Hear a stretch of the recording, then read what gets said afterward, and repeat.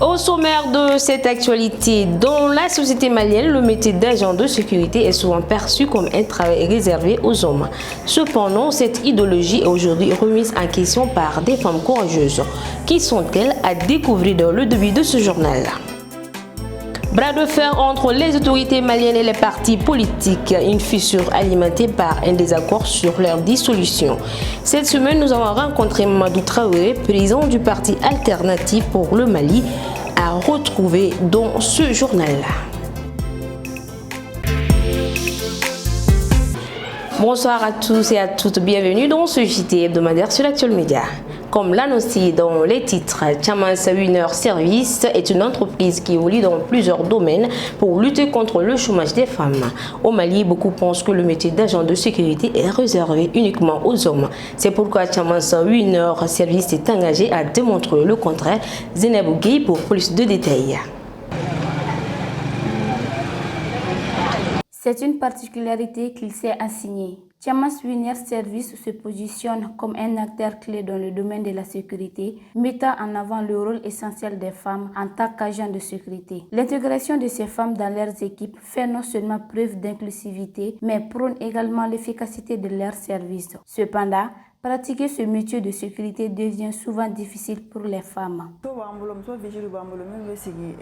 Nous avons des femmes vigiles qui gardent les services. Il y a des critères, car la personne qui dispose de toutes ses facultés, ainsi que ceux qui souhaitent suivre la formation, doivent être formés avant de commencer leur travail. Il faut aussi avoir l'amour du travail.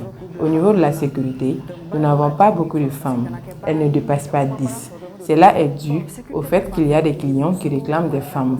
Mais nous avons aussi des cas où, même en leur donnant les femmes, ils préfèrent avoir un homme pour garder leur poste. Beaucoup de femmes ont des difficultés à exercer ce métier, car nous tenons à notre corps et il n'est pas facile de faire un travail difficile. De nombreux critères empêchent les femmes d'exercer ce métier.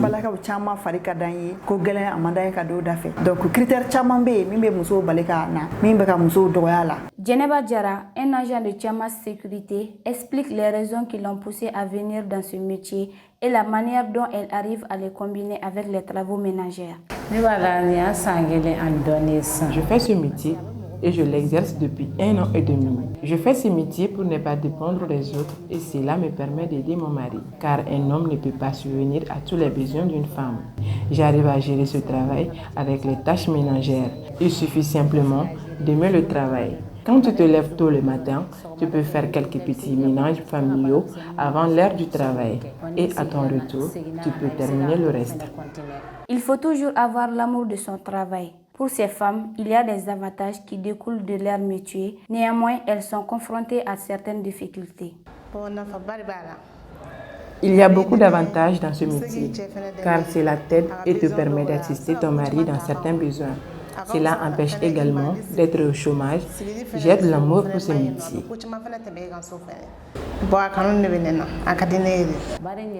La difficulté que nous rencontrons est que beaucoup de gens pensent que les femmes ne peuvent pas être agents de sécurité alors qu'il suffit simplement d'aimer le métier choisi. Ces agents nous énumèrent les horaires et les jours de leur travail. Nous travaillons du lundi au samedi et le dimanche est notre jour de repos. Les horaires varient. Certains travaillent de 7h à 17h, tandis que celles qui commencent à 14h finissent à 17h. Ces femmes qui ont opté à être des agents de sécurité lancent un appel aux autres femmes, les encourageant à ne pas baisser les bras. Ce que j'ai à dire aux autres femmes qui considèrent ce métier comme un métier d'homme, c'est qu'elles doivent simplement aimer le travail qu'elles souhaitent faire. Il faut toujours agir, car l'homme ne peut pas tout faire. Il est important d'épauler souvent son mari. Je leur demande aussi de ne pas baisser les bras pour trouver du travail. Au Mali, plusieurs personnes pensent que l'agent de sécurité relève d'un travail pour hommes. Mais ces femmes audacieuses montrent le contraire. À travers ce métier, elles arrivent à subvenir à leurs besoins familiales et résoudre plusieurs problèmes financiers. Actuellement, la capitale malienne est confrontée à une canicule qui pousse de nombreuses personnes à modifier leurs habitudes. Cette chaleur intense qui s'intensifie brusquement pendant le mois de mars-avril et perdure jusqu'en août. Cette vague de chaleur touche presque tout le pays, mais elle est particulièrement ressentie à Bamako. Comment la population bamakoise parvient-elle à traverser cette période difficile? Nana Kaliza Kouni nous en dit plus. Et regardons ensemble son reportage. Depuis quelque temps à Bamako, les lunettes de soleil et les casquettes sont devenues le quotidien de nombreux Maliens face à une forte canicule qui ne laisse personne indifférent. Cette chaleur accablante s'intensifie particulièrement pendant le mois de Ramadan, rendant l'épreuve encore plus difficile pour les fidèles musulmans. Jusqu'à ce jour, le climat reste rude. À cause de cette vague de chaleur, les élèves, notamment, ont vu leurs horaires modifiés pour préserver leur santé. Ce phénomène ne concerne-t-il que les individus?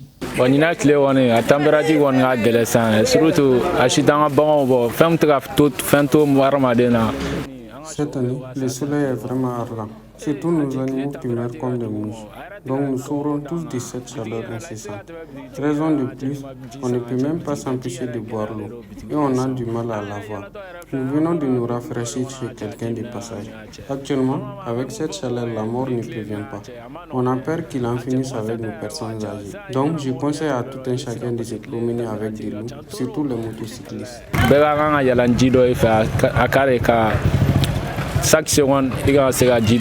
Chaka Koulibaly, technicien en vitrerie, partage son avis sur cette situation préoccupante et propose également des solutions pour mieux y faire face. Vraiment, le soleil nous fatigue beaucoup. Premièrement, nous devons prendre soin des personnes âgées ainsi que des enfants, surtout ceux qui sont malades. Leur donner couramment de l'eau. Même nous les bien portants, nous devons faire attention au soleil en réduisant nos courses dans la journée. Que nos autorités essayent de faire leur mieux pour améliorer la fourniture d'électricité. Pour qu'au moins, après une longue journée sous ce soleil, qu'on ait l'électricité pour mieux dormir. Et surtout d'essayer d'entretenir nos jardins.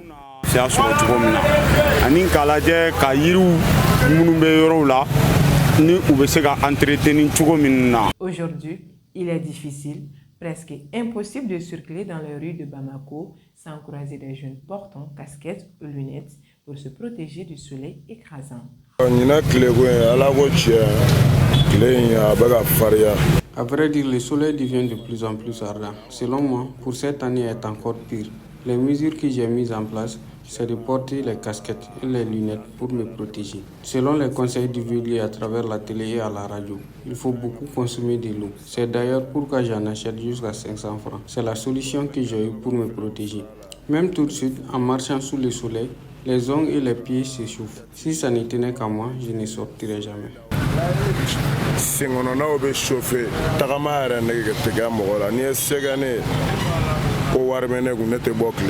Contrairement à d'autres, ce jeune vendeur ambulant estime que malgré la canicule, ils y sont désormais habitués. Ce n'est même pas la peine qu'on le dise. Nous sommes sous le soleil, fatigués. Il n'y a pas de solution. Nous sommes obligés de sortir pour avoir notre gain. Je porte des casquettes afin de me protéger les yeux. Si tu n'as personne aussi pour t'épauler, tu es obligé de sortir chercher sous le soleil.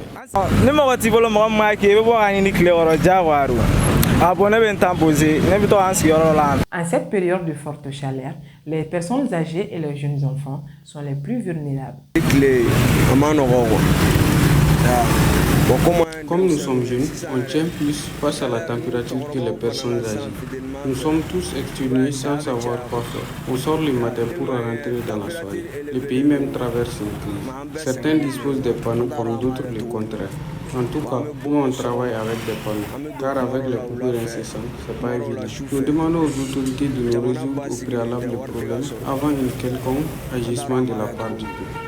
Le soleil brûlant et la chaleur extrême frappent de plein fouet les Maliens. Les personnes âgées et les enfants représentent les 2/3 des décès liés à ces conditions climatiques. Face à cette canicule, il est essentiel d'adopter les mesures préventives recommandées pour réduire les risques sanitaires. La vigilance individuelle et la solidarité communautaire seront les atouts précieux pour traverser cette période difficile. Préservons-nous la santé avant tout.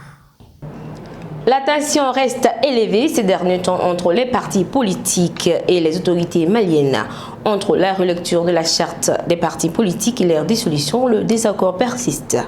Que peut-on espérer de l'évolution de cette situation? Mamadou Traoré, président du parti Alternative pour le Mali, s'est exprimé au micro d'Abdoulaye Meiga.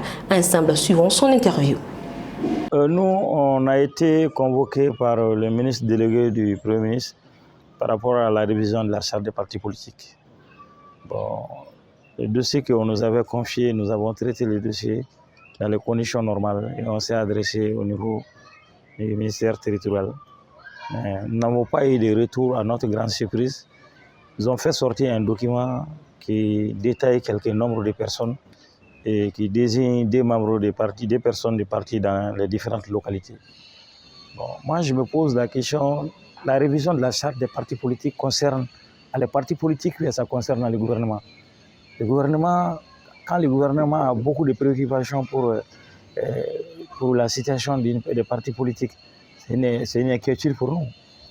Donc voilà un peu le problème qui se trouve entre nous et les autorités de la transition actuellement. Bon, moi je pense qu'ils n'osent même pas décider des partis politiques parce qu'ils ne sont pas la compétence et ni la qualité de faire la dissolution des partis politiques.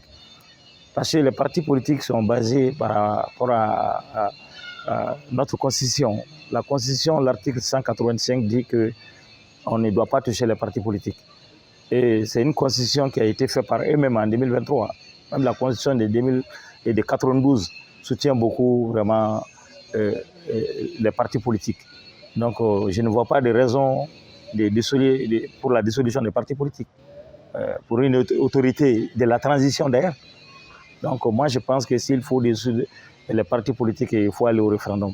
Alors on vient juste de faire un référendum qui n'est même pas encore mis en œuvre par rapport à un président démocratiquement élu. Les partis politiques jouent leur part de mission et les partis politiques jouaient leur part de mission et nous continuons à jouer notre part de mission. Le problème quand on est en transition, le moment transitoire est un peu difficile pour les hommes politiques dans les pays et c'est un peu ça.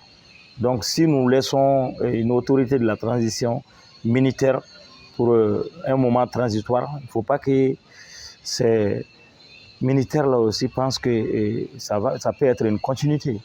Donc arrivé à un moment, la classe politique prend ses responsabilités pour dire à l'autorité de la transition qu'il est temps qu'on aille envers le retour à l'ordre constitutionnel. Et c'est le chemin que nous prenons maintenant. C'est leur intérêt de trouver un intérêt d'attendre. Parce que nous sommes dans notre champ. Nous sommes politiques. Ils sont en train de pratiquer une activité qui ne les appartient pas. Nous pensons que c'est pour un bout de temps, mais quand c'est pour une continuité, on est obligé de faire face à la situation pour ne pas faire souffrir les populations lambda. Donc, ce que je demande à l'autorité de la transition, de trouver une solution pour qu'on puisse aller envers le retour à l'ordre constitutionnel, pour ne pas créer d'autres problèmes au Mali. Le Mali n'a pas besoin de tout ça.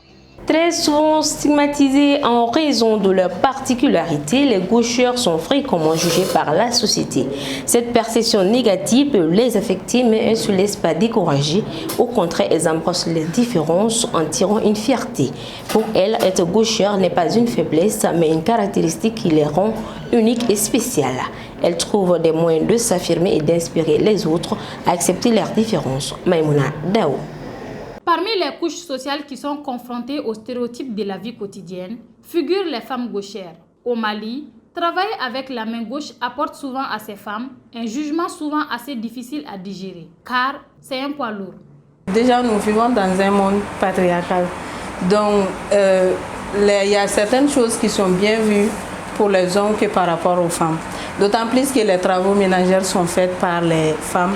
Donc, c'est un peu difficile pour la société de voir une femme travailler avec la main gauche. À cause du regard de la société, certains parents obligent leurs filles à travailler avec la main droite. C'est là pour leur éviter un certain nombre de critiques. Je n'aime pas du tout que ma fille travaille avec la main gauche. À chaque fois, je l'insulte afin qu'elle arrête de le faire. Depuis la nuit des temps, on rencontre qu'une femme qui travaille avec la main gauche est synonyme de malédiction. C'est pourquoi je gronde sur elle souvent. Si avant, les gauchères étaient indexées par la société, cependant, certaines personnes commencent à comprendre que cette particularité est innée chez elles. Mais on a toujours des problèmes quand on est un peu différent des autres. Pour ma part, j'ai eu quelques altercations avec ma famille, surtout avec ma grand-mère qui me frappait à chaque fois que j'essayais de travailler avec la main gauche. Mais mon père, quant à lui, il ne voyait pas de convénement, vu que lui-même il est gaucher. Donc j'ai quand même eu des problèmes dans ce sens. Dans la rue aussi, même à l'école, je me souviens même mes camarades m'appelaient souvent ami gauche. J'écris avec ma main gauche et je fais tous mes travaux avec. Ça ne me dérange pas du tout. À l'école, je n'ai aucune difficulté. Souvent, mes camarades de classe veulent même devenir gauchères comme moi. Ma mère gronde sur moi souvent, mais je ne peux pas arrêter de le faire. Selon les constats, dans la plupart des cas, les gauchers en général sont des personnes très brillantes et figurent toujours parmi les meilleurs. Les gauchers sont très intelligents et ma fille travaille bien à l'école. Moi, j'ai vraiment pas eu de problème à être gauchère en tant que telle, parce que partout où je parais que les gens s'exclament « Ah, tu es gaucher ». Donc pour moi, je ne sais pas, ça me donne une sorte de fierté, parce que d'autant plus que sans pour autant me jeter des fleurs, j'ai toujours été brillante à l'école et partout je me trouve. Donc je dirais même que c'est mon parti gaucher là même qui a un peu élevé, voilà, mon intelligence. Ils sont souvent distingués à cause de leurs particularités. Les gauchers sont très souvent surdoués, pour certains, c'est héréditaire. Et dans notre société, les gauchères sont généralement mal perçues. Malgré le poids social, elles arrivent à s'adapter. Ils sont jeunes, pleins d'ambition et chacun à sa manière utilise le numérique pour répondre aux besoins d'aujourd'hui. De la formation en ligne à la communication digitale, en passant par la vente de parfums sur Internet. Ces trois jeunes du secteur tech ont créé des solutions utiles et inspirent toute une génération. Oumou Koulibaly pour plus de détails. L'avènement des nouvelles technologies de l'information et des communications a été un atout pour de nombreuses personnes au Mali. Ils sont jeunes, ambitieux, qui utilisent de nos jours les potentialités du numérique pour apporter des solutions concrètes aux besoins actuels. Entre formation en ligne, communication digitale et e-commerce de parfums, ces trois jeunes créent de la valeur et inspirent toute une génération. Aujourd'hui, nous avons constaté que nous sommes en train de vivre une autre ère de révolution qui est la révolution numérique. Et quelquefois, c'est beaucoup plus facile pour nous et moins coûteux d'organiser des formations en ligne. En ce sens où ceux qui viendront assister à la formation ne vont pas se déplacer et nous aussi, nous dépensons moins dans tout ce qui est mis en place logistique, notamment Facebook. Nous utilisons TikTok et ainsi que nos chaînes WhatsApp. Nous sommes sur LinkedIn. À TESCOM, nous faisons tout ce qui est communication digitale. Nous accompagnons les ONG surtout en communication digitale, en stratégie digitale, en prise de photos et vidéos. Parce que qui parle de communication digitale parle également d'analyse de la situation, de comment les gens évoluent sur les réseaux sociaux, de quels réseaux les gens utilisent, de quelles cibles les partenaires ont besoin. Nous vendons des parfums. Et nous en faisons aussi souvent des mélanges spéciaux pour des clients qui veulent avoir des senteurs uniques propres à eux-mêmes. Tout aussi tend vers la digitalisation. Donc je me suis dit pourquoi ne pas aussi avoir des comptes sur les réseaux sociaux pour pouvoir permettre aux uns ou aux autres de connaître mon entreprise. L'idéal aussi, c'est aussi qu'à travers ça, je peux imprégner d'autres personnes à faire pareil. Là actuellement en fait, qui me permet quand même de vendre pour le moment, ça c'est TikTok. J'ai aussi une page Facebook, une page aussi sur Instagram. Malgré le manque de compétences, la censure, les coûts élevés des forfaits, la présence de nombreux amateurs dans le secteur et une clientèle encore hésitante et peu indulgente, la technologie demeure un moyen précieux de réseautage et d'opportunités pour ces entrepreneurs. Elle leur permet de s'adapter à l'évolution du monde tout en montrant leur originalité. C'est quelquefois le manque de compétences de ceux qui suivent ces formations-là à travers en ligne, dans la manipulation des outils sur des plateformes que nous utilisons. Les difficultés sont vraiment énormes. C'est parfois les censures des réseaux sociaux. Il y a également en ce qui concerne les prix de la connectivité. Pour qui c'est au Mali ici, la connexion qui est de bonne qualité coûte cher. Souvent, les gens ne savent pas faire la différence entre les spécialistes et les amateurs. Et le digital même, c'est ça même l'opportunité. C'est vrai que c'est pas en fait facile souvent de vendre en ligne, car il y a ces gens qui veulent sentir au préalable le parfum avant de les acheter. Souvent, il y a des gens qui disent vouloir aimer le produit, qui veut être commandé, mais au moment de la livraison, ces personnes ne sont plus aptes à prendre le parfum. Le fait aussi de répondre aux besoins d'une certaine masse de personnes me donne une satisfaction immense en moi Et ça me permet aussi de connaître, de pouvoir déchiffrer si le parfum qui est devant moi est un dupe ou bien une collection originale. Être une référence dans les jours à venir est le souhait ultime de ces jeunes entrepreneurs du TIC. Là où on se voit, c'est d'être la référence en matière de formation, de renforcement des capacités du capital humain. Mais dans 5 ou 10 ans, moi je vois quand même TS comme cette structure de référence. On aimerait avoir des accompagnements si possible et permettre aussi à des personnes, à des diplômés sans emploi, à des personnes de s'imprégner de la chose, mais aussi la satisfaction de savoir que c'est ici au Mali et qu'on a eu à jardiner ces fleurs-là et qu'on les a transformées en quelque chose d'utile pour la communauté. À travers les actions que ces jeunes posent, cela prouve qu'avec le numérique, on peut bâtir un avenir prometteur. C'est un domaine que tout jeune peut profiter dans notre pays. Dans l'adversité, la solidarité est notre plus grande force. Cette citation souligne l'importance de l'entraide et du soutien mutuel face aux défis et aux difficultés.